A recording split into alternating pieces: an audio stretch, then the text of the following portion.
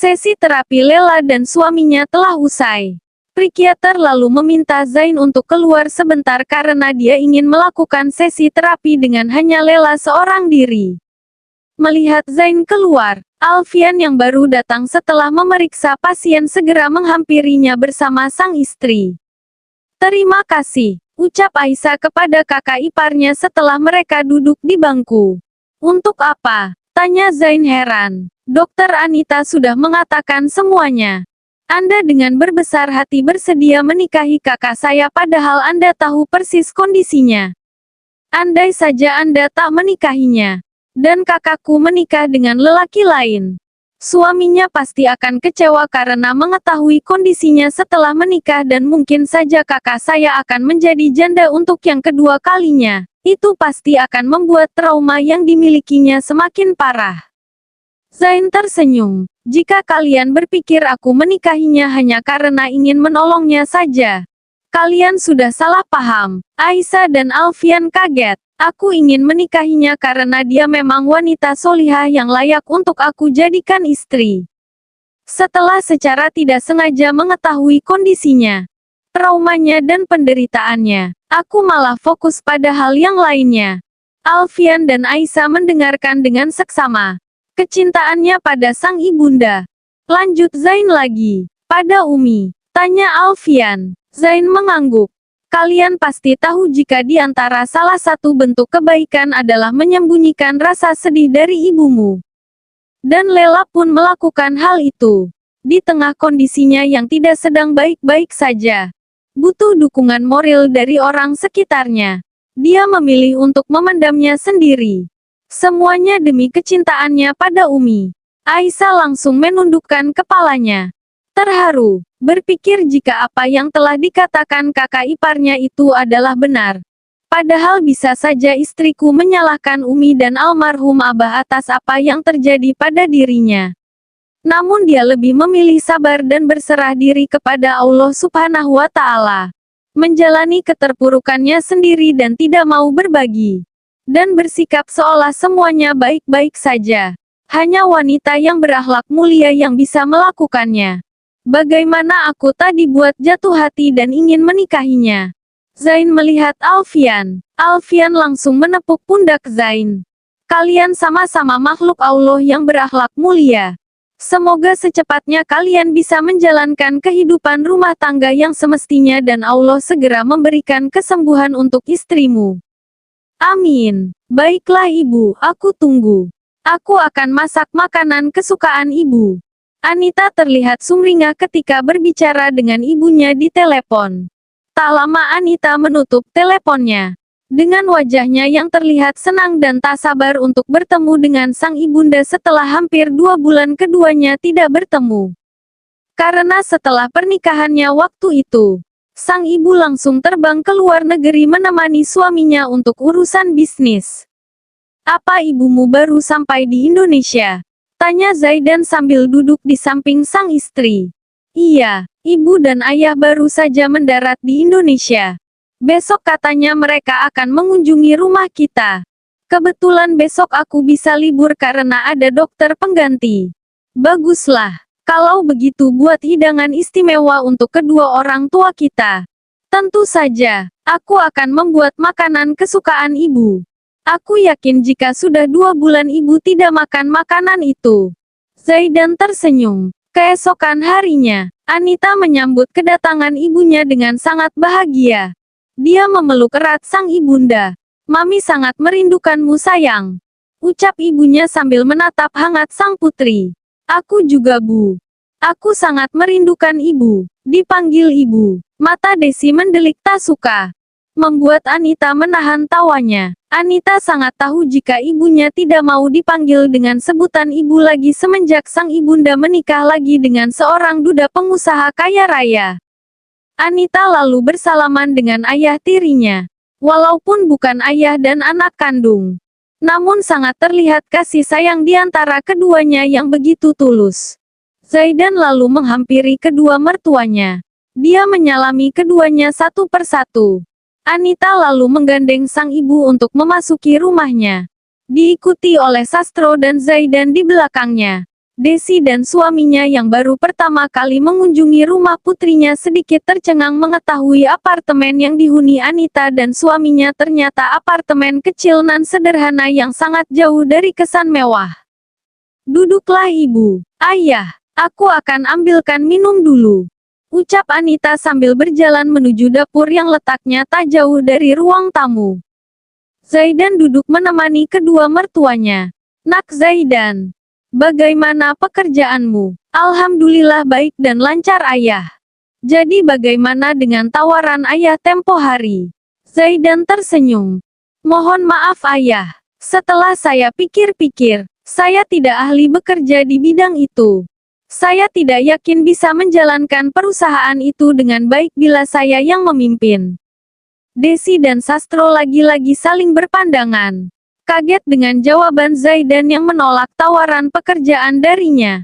"Kan sudah ayah bilang kamu bisa sedikit-sedikit belajar sambil bekerja nanti." "Maaf ayah, terima kasih atas tawarannya, tapi saya memilih untuk tetap fokus saja pada pekerjaan saya yang sekarang." "Baiklah kalau seperti itu nak. Tapi kalau suatu saat kamu berubah pikiran, kamu bisa hubungi ayah." Zaidan mengangguk. Tak lama Anita datang dengan membawa minuman dan makanan kecil. Mereka pun berbincang bersama. Tak lupa Desi memberikan oleh-oleh yang dibawanya dari luar negeri untuk sang putri dan menantunya. "Ibu, ini pasti mahal sekali." "Terima kasih ya." Anita memeluk ibunya. Zaidan juga tak lupa mengucapkan rasa terima kasihnya kepada sang mertua karena telah memberikan sepasang jam tangan mewah untuknya dan sang istri. Tiba-tiba ponsel Zaidan berdering. Dia berdiri dan meminta izin untuk mengangkatnya. "Sayang, Mami pikir apartemen ini terlalu kecil," ucap Desi setengah berbisik pada putrinya. Setelah Zaidan pergi, "Memang kecil, tapi kalau hanya untuk kami berdua, ini lumayan besar kok. Kenapa kalian tidak pindah saja ke apartemen pemberian dari kami?" Ayah memberi saran. Anita tersenyum. "Kalau untuk sekarang kami tidak membutuhkan apartemen yang besar. Mungkin kalau kita sudah punya anak baru kita akan memikirkannya. Tapi kalau menurut Mami, bukan masalah besar atau kecilnya. Tapi apartemen ini terlalu sederhana untuk kamu anak Mami," ucap Desi lagi mencoba mengutarakan isi hatinya. Anita menahan senyumnya. "Aku mengerti maksudnya ibu. Asal ibu tahu jika di hidupku sekarang aku belajar banyak hal. Kesederhanaan bukan hanya mengajarkanku untuk melihat keindahan dari setiap kemewahan. Tapi yang lebih penting juga mengajarkanku untuk melihat keindahan dari hal-hal yang sederhana." Di dalam mobil, Desi melirik suaminya yang sibuk memeriksa berkas di sampingnya. "Aku pikir suaminya Anita itu laki-laki yang monoton, tidak mau berkembang dan hidup maju." Sastro hanya melirik sang istri sekilas tanpa memberikan jawabannya. Hanya laki-laki bodoh yang menolak tawaran untuk jadi seorang direktur dengan cuma-cuma. Desi terus melampiaskan kekesalannya pada sang suami. "Sudah, biarkan saja. Yang terpenting Anita hidup bahagia dengannya. Tapi kan hidup tak hanya butuh cinta saja, tapi butuh modal juga." Sastro terdiam, tetap fokus pada berkas-berkas di tangannya. Apa dia tak malu mengajak Anita hidup sengsara dengannya? Tinggal di apartemen kecil dan jelek itu. Jangan berlebihan. Menurutku apartemen itu tak terlalu buruk. Aku berlebihan katamu. Desi melihat suaminya tak percaya. Sudah, tidak usah dibahas lagi. Sebagai orang tua kita sudah mencoba membantu mereka. Kalau mereka menolak ya kita bisa apa? Desi terdiam beberapa saat. Lalu siapa yang akan mengisi posisi direktur itu? Ya paling aku akan menyerahkannya pada Hendrik. Desi kaget.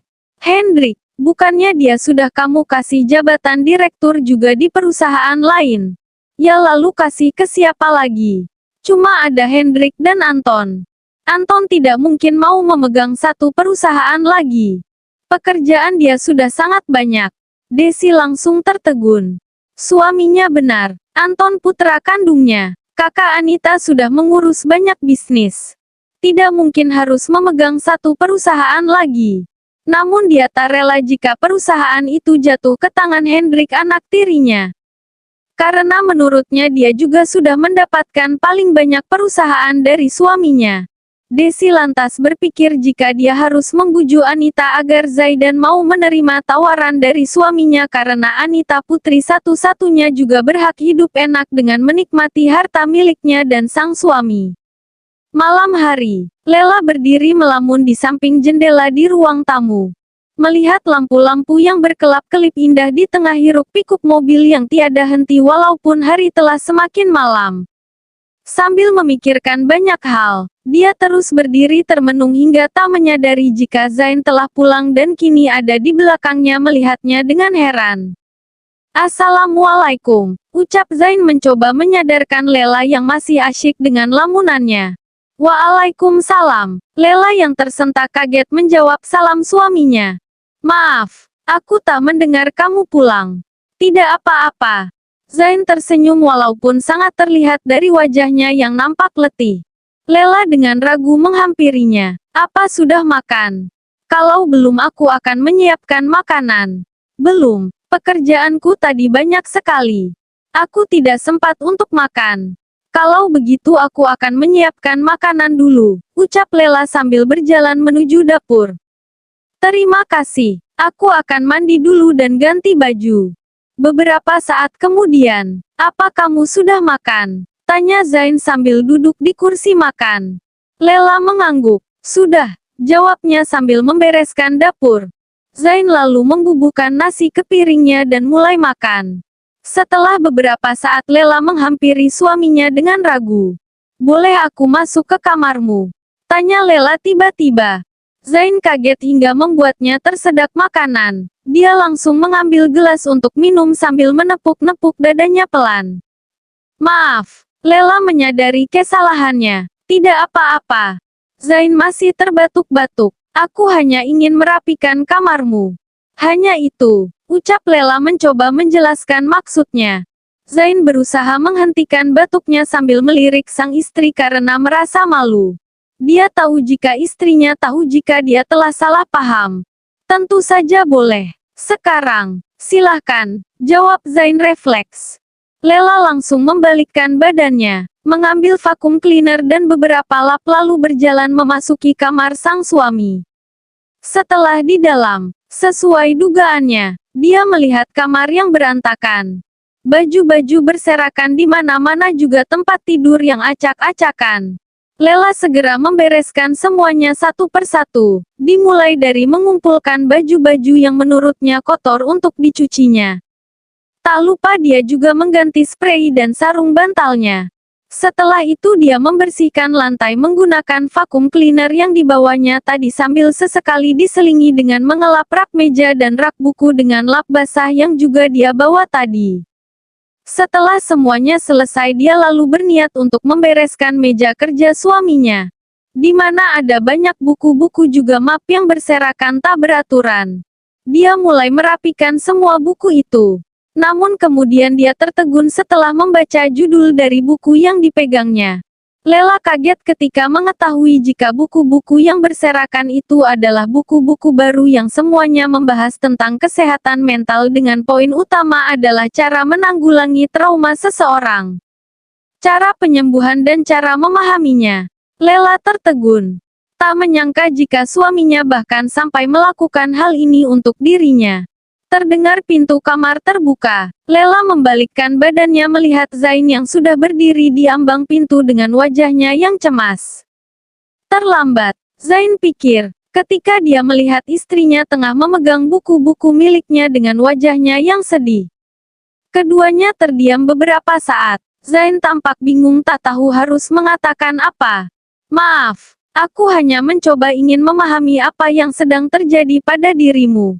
Lela kembali membalikkan badannya membelakangi sang suami. "Iya, aku mengerti. Terima kasih," jawab Lela pelan. "Boleh aku tahu sesuatu?" Lela membalikkan badannya lagi melihat Zain yang masih tetap berdiri di ambang pintu. Keduanya saling berpandangan. Zain mengangguk pelan. "Dari buku-buku ini, apa ada yang mengatakan jika aku bisa sembuh?" Zain tak segera menjawab. Apa ada yang memberitahu caranya agar aku bisa cepat sembuh? Tanya Lela lagi. Zain membisu. Atau bisa beritahu aku apa saja yang kamu dapatkan dari membaca buku-buku ini? Trauma itu ibarat seseorang mengalami kecelakaan. Dia selamat namun cacat seumur hidup. Itu yang buku itu katakan. Zain menatap istrinya lekat. Trauma juga tidak akan sembuh seiring berjalannya waktu. Waktu tidak menyembuhkan apapun. Dia hanya memberi cukup ruang untuk beradaptasi pada luka.